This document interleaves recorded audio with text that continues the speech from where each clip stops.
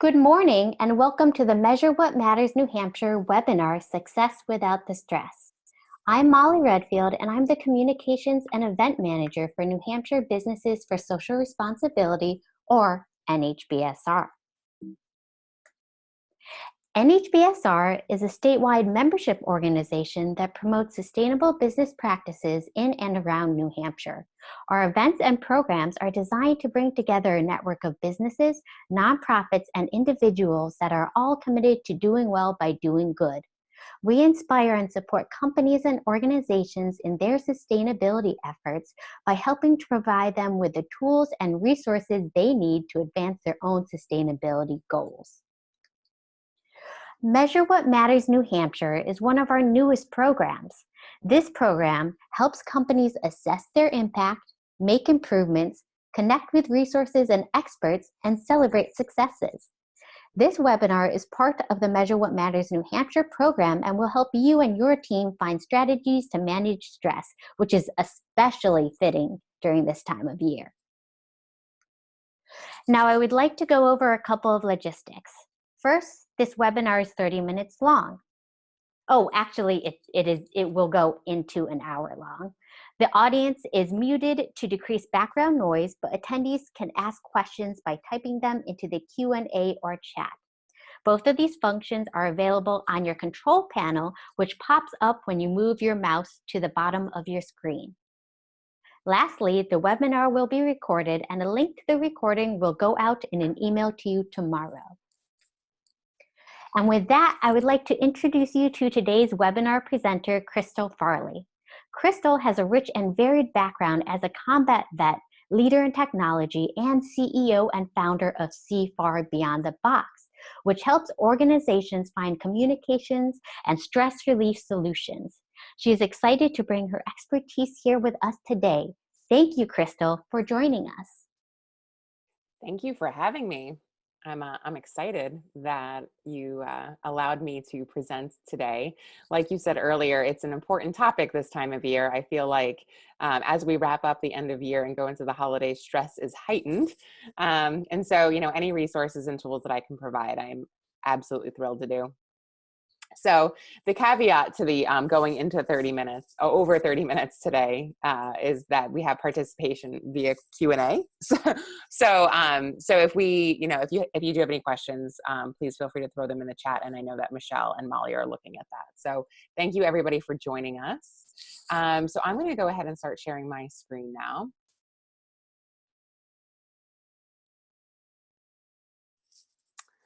All right, so success without the stress. I'll start off first by telling you a little bit about me, and then we'll go through the agenda and what we're going to cover today. So my name is, again, Crystal Farley. Molly gave me a really nice bio there, and ultimately my goal in life is to help people become better humans inside and out of the workplace. So to the right, you'll see a little bit about my varied experiences. I am a combat veteran. I have been formally diagnosed with PTSD, and I have a podcast where I talk a lot about what it's like to live with it, as well as deal with people trauma, life, stress, and everything in between. So I'm pretty comfortable talking about things that make people uncomfortable, which is why I am fairly successful at talking about stress and communication in the workplace, and really calling organizations out as an objective and subjective party. All right, so today we are going to cover stress education and the effects of stress on us personally, as well as basic coping skills, what alternative coping means. We can even practice some coping. So I understand that we'll have some viewers and then this will be available for replay. So I encourage you to practice while we go through that. And then we'll recap and share any additional Q&A information, and we can talk about next steps. All right, so first we'll do some stress ed. So this is actually one of my, I know you're seeing a little bit of a varied screen there, sorry for that.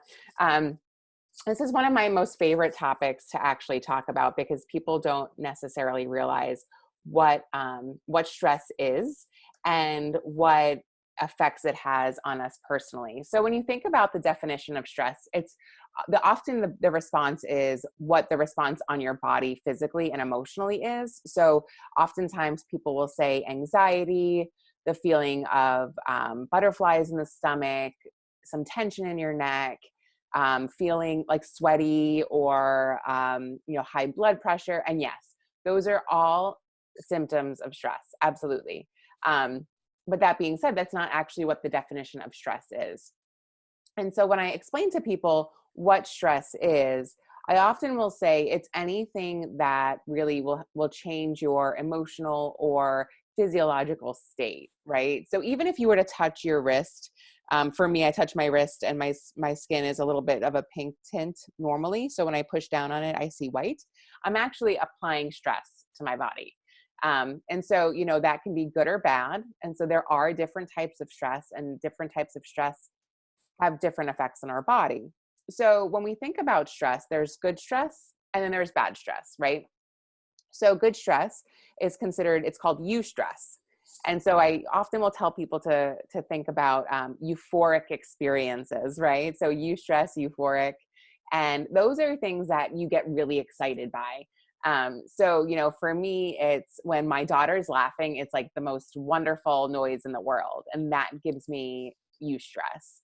When I think about going to the gym and having a really great workout, or when I get together with friends because I'm such a people connector, I feel really good after activities like that. An example of distress is going to be all of those things where you have those physiological and emotional reactions that are not positive, right? So when you're thinking about, like for me, I am not a huge fan of flying. Yes, I served in the Air Force Reserve, but that doesn't mean I was a pilot. And so I get really nervous and stressed out when I travel, and I feel it in my stomach. If you get an upset stomach, that can be caused by stress. I feel tension in my neck. Sometimes I grind my teeth. I was actually having a really heated conversation the other day, and I was like getting sweaty because I was really passionate about the topic. And you can feel your blood pressure rise. So that would be a form of distress. And so now, don't get me wrong, like it's totally okay to have good and bad stress. And I think what's really important is that we all need both to really be productive, right? So we do need a fair amount of distress in our life to challenge us, to motivate us, to, help us set goals and have purpose and meaning. But at the same time, we need some eustress to balance that out, because they're both producing hormones that can have effects on us. And so back in the day, a lot of people don't remember the Yerkes-Dodson curve from when they were in school, but being that I study this stuff, I often refer to it. And the Yerkes-Dodson curve it's a bell curve that actually shares with you what does optimal stress look like. So it's whatever amount of eustress, whatever amount of distress is the magic correlation to allow you to develop optimal stress. So, again, it's really finding what works for you. What I do like to share, though, is that, there can be too much of a good thing and too much of a bad thing. And so if you're only doing things that provide you eustress and euphoria, you're probably super happy, but you probably don't have balance. And more than likely, you're avoiding something that's going to be causing you some distress. So, and I even say, working out all day, every day it's a great healthy habit, but when is it coming to the point of addiction? Is it coming to the point of where you're avoiding something? And I think those are the questions you need to ask when you're doing too much of a good thing. There might be something more there. And then again, if you're experiencing distress, you're producing a lot of adrenaline and cortisol, and that really does a number on your health.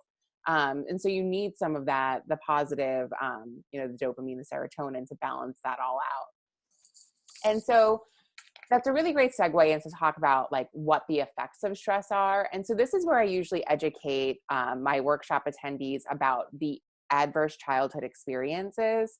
And so you'll see on my screen here a link that's pretty cool. ACEs2high.com, got your ACE score, is a really great way to see what the effects of adverse childhood experiences are and how to calculate them.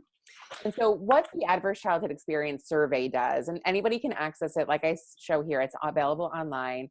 It gives you a list of about 10 questions that asks you about things that have previously happened before your age of 13.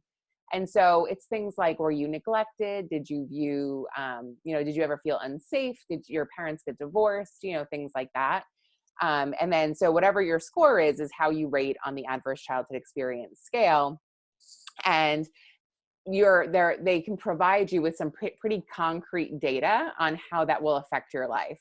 And so I always use myself as an example at this portion of the workshop because I score an 8 out of 10. So out of the 10 questions, I've experienced 8 of the adverse childhood experiences. And what that means for me is that adverse childhood experiences, if you've scored 4 or higher, you're more likely to develop a cardiovascular disease. And I don't know if anybody's seen a lot of the recent reports, but cardiovascular disease is like the number one reason why people are passing away these days. And so again, 4 or greater, you're more likely to have a cardiovascular disease of some sort. 6 or higher, you're more likely to abuse substances. And then 8 or higher, which again is me, is I'm more likely to die 20 years before anybody else my age that has not experienced 8 of the 10. And so the perspective there is that before the age of 13, I didn't have much control over what happened in my life. And I'm still going to feel or reap the havoc of what stress can do because I went through those experiences. Now, do I abuse substances? No, I don't. Do I have I developed healthy coping skills? I absolutely have. So I'm working to not die 20 years before anybody else my age, but that takes an active effort. So, I think that is a really nice level set for me. Like, okay, so now I can't control those things that happen, but I can develop really great best practices going forward. So that being said, we'll start talking a little bit about, basic coping skills. Okay, so the 4 A's are your basic coping skills for stress relief. And so that's accept, adapt, alter, and avoid. And I will say that majority, they overlap a bit. And so we talk about adapting, and that is really changing we'll start with accepting. We'll start left to right. So accepting. That is stress that really is, you can't avoid it. It's just going to happen. And so I usually share, I heard sort of a funny tale the other day. I heard that from the ages of 30 to 49, people are the most unhappy. And in the last workshop that I delivered, people guessed it was because, from 30 to 49, you're trying to do it all. So you're trying to have a family, get married, have a career, buy a house, do all of these really stressful life events, right? And you are you're really worried about tomorrow rather than living in the moment. In your 20s, you're having a great time. In theory, you're having a great time and you're doing all of the fun things. And then after the age of 49, you're like, you probably learned a thing or two and you are no longer stressed and you're able to enjoy life leading into retirement. So what I will say there though, is that, sometimes when you get older, like an example of having to accept a life stressor is that it's not going to change, right? And so thinking about people that transition into caregiver of their parents, that's not going to change. That is a stress that's inserting itself in your life that you can't control. And so you need to accept it and figure out how you're going to move forward.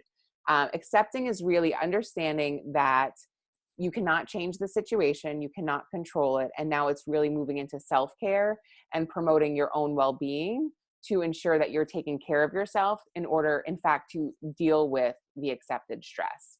And so that's the caveat there. So now the other thing I like to ask people to do in this time, when you're thinking about accepting stress. So if you have 3 things that are so absolutely important to you, right, that you couldn't even imagine living without. For me, it would be my family, specifically my daughter.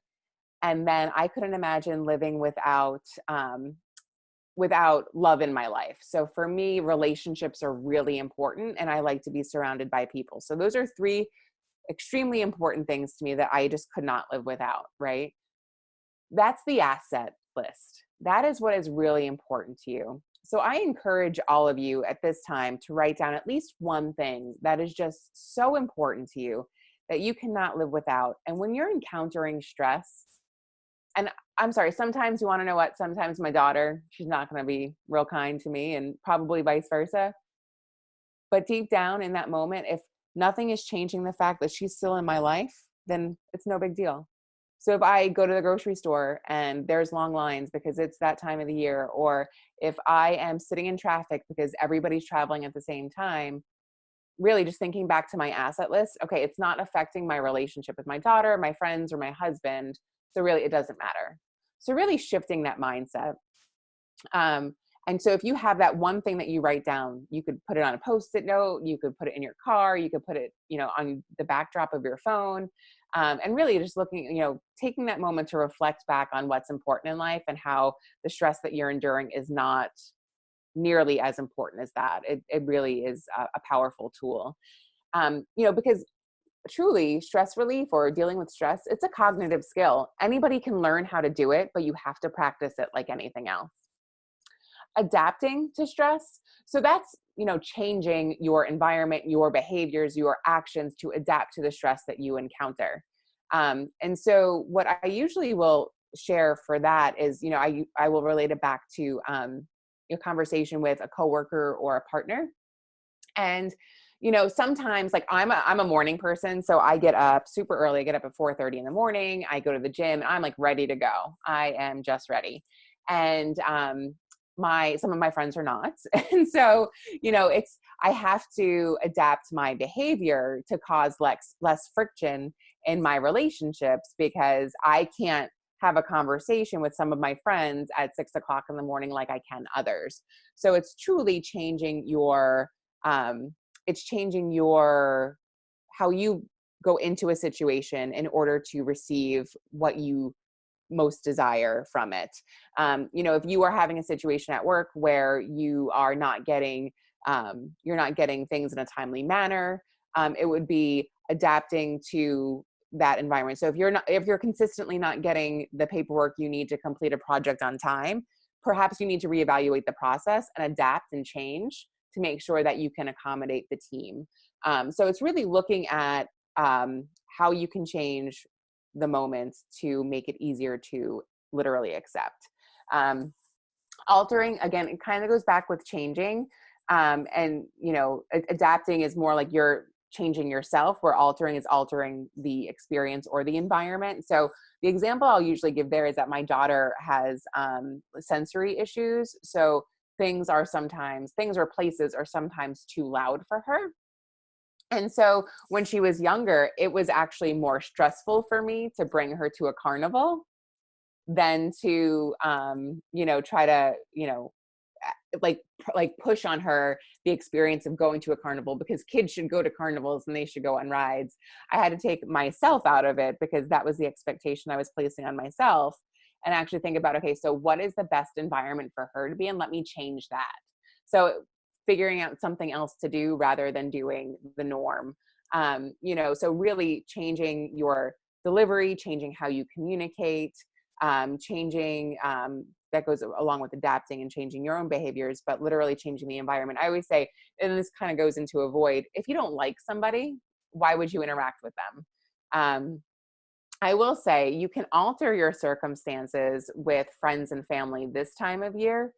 I think a lot of times we put a lot of pressure on ourselves that we have to be everything to everyone all the time.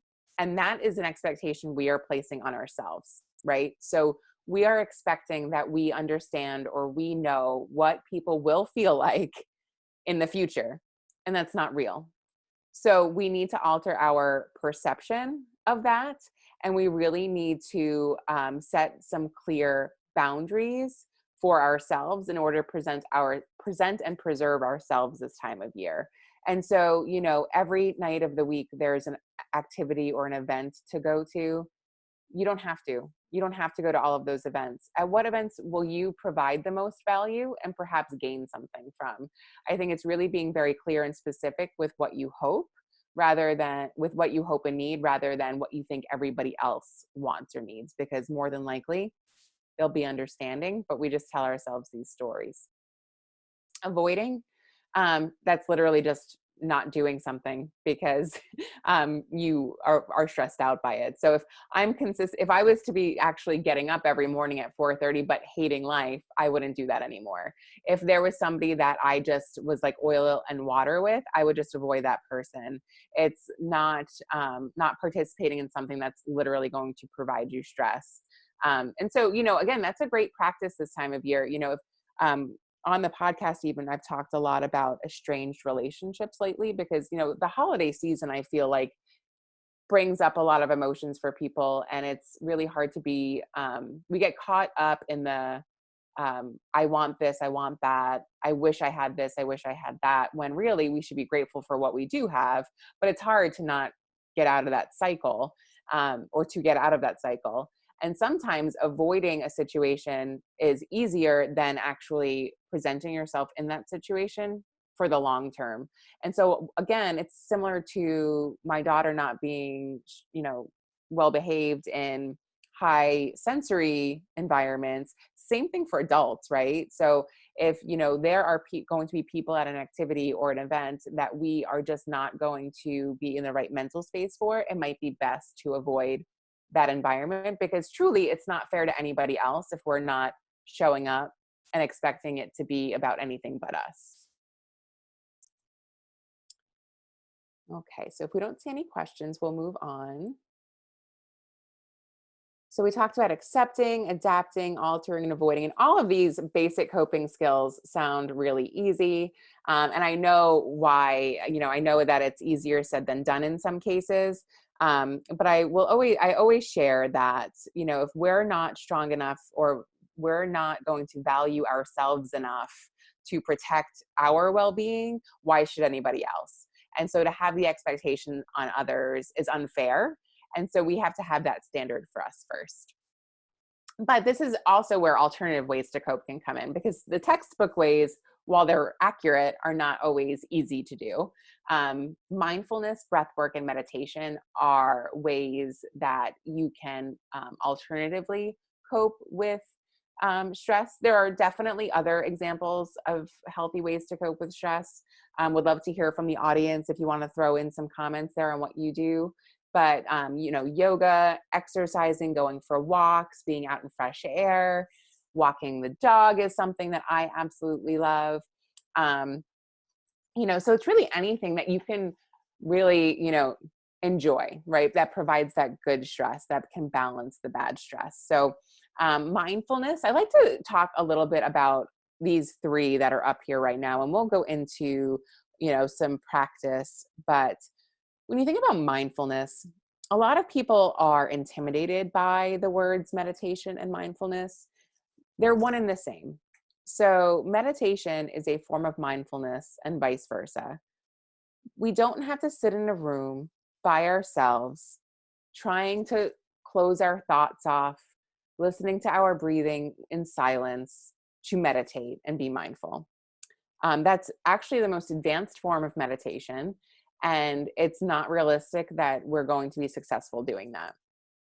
What I like to encourage people is to incorporate mindfulness in a way that is really easy into your routine. So I'm not able to add another thing to my to-do list every single day. I am definitely packed to the gills when it comes to time management. And so I need to incorporate these acts of mindfulness in different ways. So I will say that every single day I will walk my dog, or I will drive somewhere, or, so I'm doing some activity every day. And what I'll do is I'll actually guide myself through a task that is sort of normal. And so the most popular one that I like to share with people is when you're driving to work or you're driving for your first errand of the day, when you get in your car, bring it back to the five senses, right? So I literally will turn my radio off. I will put both hands on the steering wheel and I will drive and I will guide myself. And I will say, there are 2 yellow lines, there are 2 white lines, there's a tree, there's a stop sign. I will literally guide myself. I say, what does the steering wheel feel like underneath my hands? What does the heat feel like? What do I taste on my mouth? And I will bring it back and I will do that for 5 to 10 minutes. And yes, my mind wanders. I do have other thoughts, but I bring it back to my senses because that's training your brain to be quiet. And that is the important part. If you think about anxiety and stress, I like to share with people, we have about 80,000 thoughts a day, right? And then 70,000 of them are negative. And we repeat 80% of those. So 56,000 thoughts are repeated every single day. And most of them they're pretty much all negative. So we are constantly not optimistic. We are consistently not optimistic. And it takes work to feel happy, right? It takes work to not feel the stress. And so that's why these little tips and tricks for mindfulness and meditation and breathing are so, so important. Breath work, we will go over some really cool ways to do some focused breath work. And I'll give you all a couple, maybe a minute or so in between to practice the breathing techniques that I do share. Meditation is something I'll do a quick guided meditation so that you all can take at least a couple minutes today to practice some mindfulness. And then, we'll leave you with some tools on how you can use them in your everyday life. All right, so we've already talked a little bit about how we can incorporate mindfulness into our days and how we define what mindfulness is. One other thing I want to throw out there too is, whatever hobbies you have, don't underestimate the power of getting sucked into and really focusing on your hobbies and things you enjoy. So for me, that's cooking. So when I cook, I'm very creative in the kitchen in that I'll take a look at a recipe and be like, that's okay, I can make it better. And then when I'm actually cooking, it's one of those things where I'm in this zone, I'm in complete flow, and nothing else is happening around me except for what's happening in the kitchen. And it's so, so powerful. I've had men tell me that they work on their cars in the garage, and it's the same thing. It's like the whole world is stopped and they are just focused on that. So, there are ways to incorporate mindfulness in what you are already doing every day. Okay, so on to breath work. So equal breathing. Now, equal breathing is also called box breathing, and it's really counted breathing. And so what it is you breathe in for 4 counts, you hold for 4 counts, you breathe out for 4 counts, and then you rest for 4 counts. So essentially what I'll do is I'll breathe you in, 2, 3, 4, hold, 2, 3, 4, out, 2, 3, 4, rest, 2, 3, 4. In, 2, 3, 4, hold, 2, 3, 4, rest, out, 2, 3, 4, rest. So that's equal breathing, another form of mindfulness. It brings your mind back to your breath, and you're just focusing solely on your breathing and counting. And what that does for you is it provides focus and de-stresses. So it's a calming breathing technique. Alternating nostril is definitely my favorite breath work technique. And I was actually asking Molly if we could have video, but we can't, but you could even Google it. And I have some worksheets if anybody wants to contact me after. But if you plug the right side of your nose, your right nostril with your right thumb, and you breathe in through your left nostril, and then with your pointer finger, you're going to block your left nostril, and you're going to breathe out your right nostril. Then you're going to breathe in your right nostril, and you're going to block it, and you're going to breathe out your left. Okay? And then you're going to block your left, and then breathe in your right. And so you do that for a few minutes or a minute. But it's actually an energizing breath work technique where you can, I often joke and say, I actually do love an afternoon nap. I just don't get them very often. But it is a really nice re-energizing breathing technique. And it actually unifies both sides of your brain. So if you're going into your afternoon and for some reason you need to do something a little bit more creative or be more present in a meeting, it's a really great breathing technique. The abdominal breathing technique is, again, it's a focusing and calming breathing technique. So now, mind you, the alternating nostril breathing technique should not be done before bed. I've actually had feedback that it is a little bit challenging to go to sleep after performing the alternating nostril breath work. So just be careful with that. So abdominal breathing is literally just filling up your abdomen with air and feeling it with your hands. So if you place your hand on your belly, and sometimes I'll have folks place their other hand on their chest. And when you breathe in, you can actually feel your abdomen and your chest rise. And then when you breathe out, you can feel them fall. And so if you breathe in and out like that for about a minute, 10 times a day, so it's 10 minutes of abdominal breathing, you are significantly reducing your adrenaline and cortisol levels and becoming much more de-stressed. And so again, you don't have to do 10 minutes at a time. If you are coming in and out of a meeting, if you are going to the bathroom, if you're on a phone call, well, maybe not something that you would have to pay attention to, you want to just focus on your breathing, that's a really great way to bring your mind back. The wet noodle is it's sort of a meditation and relaxed breathing technique. So there isn't a way that you're actually going to focus on your breathing during the wet noodle. You just want to have a relaxed breath. So you don't want to be constricted or restrained.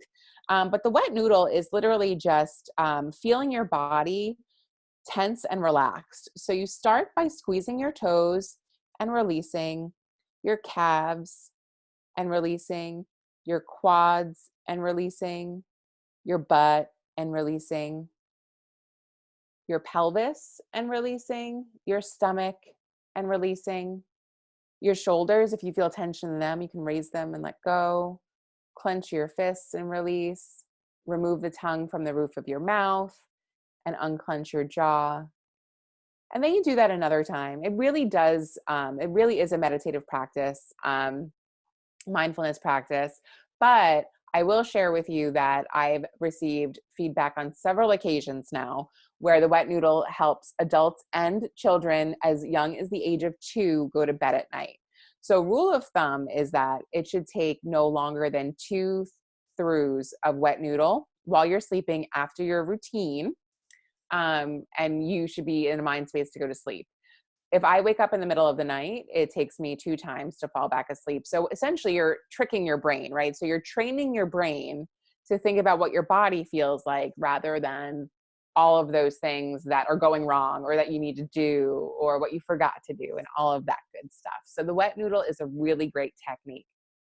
Oftentimes I will also encourage folks that if you're going into a conversation where you're going to be having a more heated discussion or you're kind of anxious because you're not sure what the outcome will be, you can, just like clench your fists and let go, shoulders let go, and just like do a quick wet noodle, and then be on your way. Kapalbhati breathing. So if anybody has ever done Bikram yoga, you'll be familiar with what Kapalbhati breathing is, but it's the cool down breathing for the Bikram practice. And so it does give you energy, provides focus, and allows you to cool down. But so it sounds like when you do Kapalbhati breathing, it sounds like you're like a woman is having a baby. And so it's like literally a, and so the point of the breath work is to make your stomach snap in and out. So you're really focusing on your exhale. It sounds kind of funky, I know, but it does work wonders for your stress.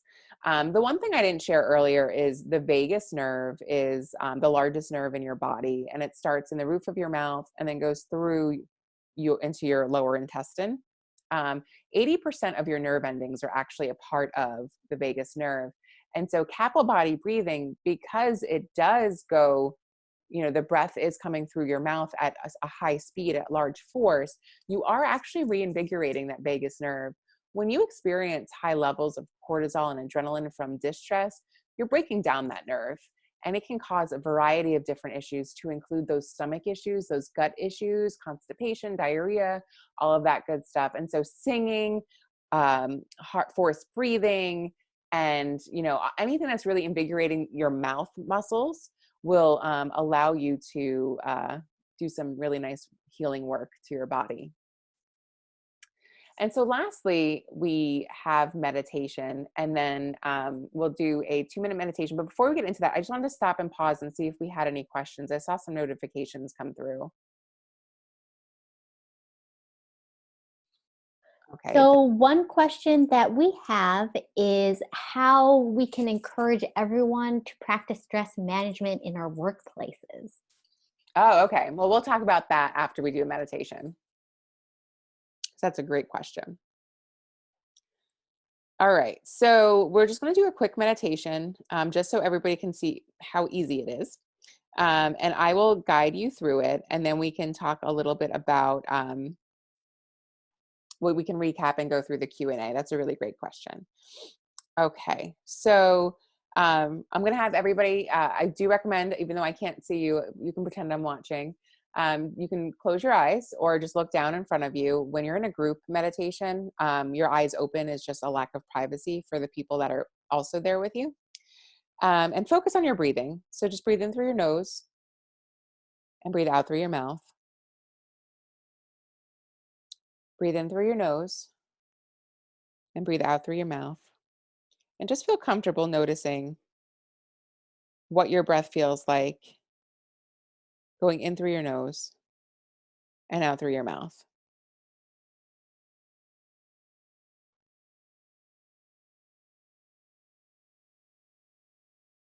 Okay.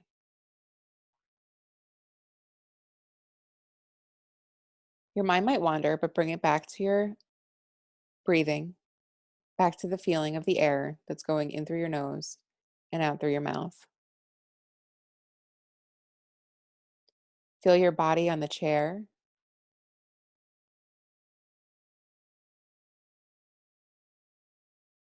Feel your body relaxed.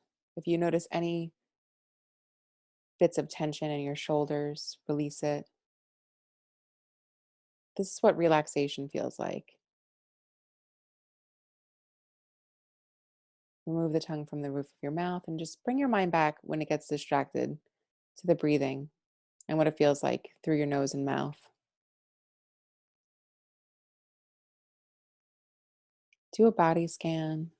Are you completely relaxed? Are you comfortable? If not, adjust. But just focus on your body and the way it feels right now.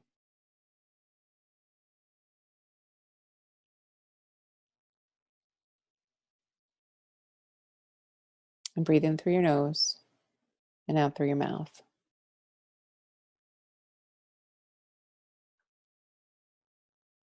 And when you're ready, you can wiggle your fingers and wiggle your toes and your back. And so there's a bunch of types of meditation, but really just sitting in a moment of quiet and thinking about your breathing. It doesn't have to be for 10 minutes. It could just be for a moment. There are plenty of 5-minute guided visualization meditations on Spotify that I'll sometimes do in the morning, that are a great way to meditate and just focus on a story that you're listening to. Loving kindness is truly a great meditation. I have some listed up here. Mindfulness, so talking about the breathing and the body tension.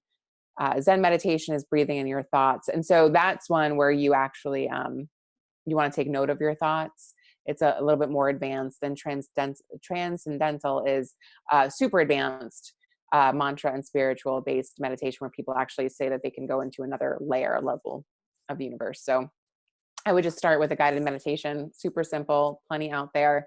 And, just quiet your mind that way, just by focusing on one topic rather than the millions that are thrown at us all the time. So, all right. So today we talked a lot about stress, what it is, education, coping skills, your basics, and some alternative ways. And we even had some practice. And so now we had a question. We had a question about how to get people to practice stress management in the workplace. And that's a really good question. So recently I was at a I think it was Greater Manchester it was either Greater Manchester or Greater Concord Human Resources Association event. And it was about stress in the workplace. And so I attended, obviously it's my wheelhouse. And I asked the group of HR professionals how to have the conversation, because more times than not, when I talk with people from different companies, we talk about that we know that stress exists. Obviously, there are reports about how high stress in the workplace is right now, and I'm ignored. So when I will call, I obviously don't mind talking about the elephant in the room, and I obviously have some soft skills, so I'm able to communicate pretty well. And they just have a hard time talking about it because, from what I understand, their leadership teams, the most recent engagement that I had with a large 600 plus employee company in New Hampshire, was that the leadership team wasn't buying into it because the tangibles aren't 100% tangible. And so the workshop that I just did is Success Without the Stress. Is actually accredited by the Real Estate Commission in New Hampshire. So I'm able to facilitate that so realtors locally can get continuing ed credits for it. So the Real Estate Commission's on board with being a little bit more progressive with providing some of these techniques. But the only way that businesses are going to be able to practice this is if the people that are invested in it, so the employees, the team leaders, leadership team, find that it's important and offer different ways to cope. And that's not necessarily bringing me inside, but actually having a conversation around what stress in the workplace looks like for your specific workplace would build a community and connection amongst people more than the individuals normally believe. But it's really in the culture. It's establishing a culture where it's psychologically safe to talk about these things and not, like a faux pas. So I don't really have a good answer except for it's the people need to speak up to get their leaders to buy into a practice. But I think, one-on-one or, you as an individual can practice stress management techniques, and don't be scared to speak up when somebody might seem stressed out and ask if they're okay and maybe provide some ways for them to cope. Knowledge is power. Absolutely. All right, Crystal. So another question that we had is, you had talked about finding a balance between de-stress and C-stress.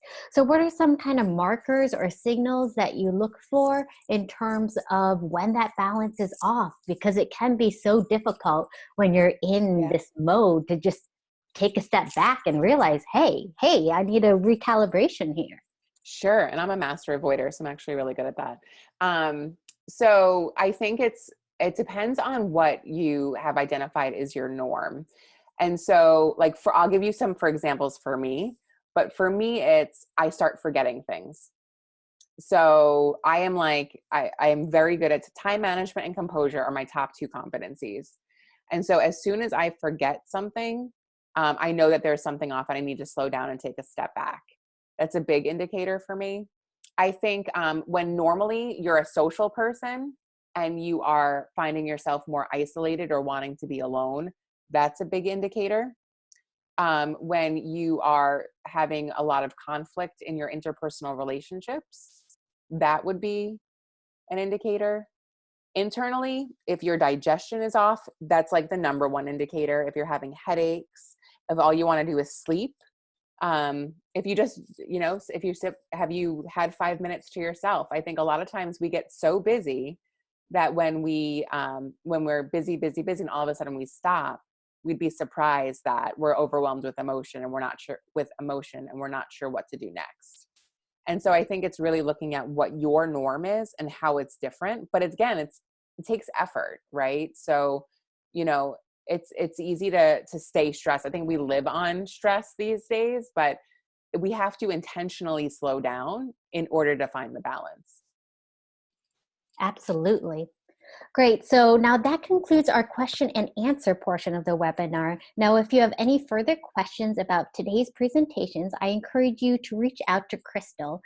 She's sent in a lot of ways that you can connect to her through Facebook, Instagram, LinkedIn, Twitter, but her email address will also be going out in the follow-up email to this webinar that will also include a link to the recording and slides. So again, Crystal, thank you for joining us here today for this webinar and being a great resource for the Measure What Matters New Hampshire program. And then lastly, thanks to all of you in the audience for joining us. I hope you learned a great deal and are inspired to apply what you learned today to your company's own sustainability efforts. Take care and have a great one. Thank you.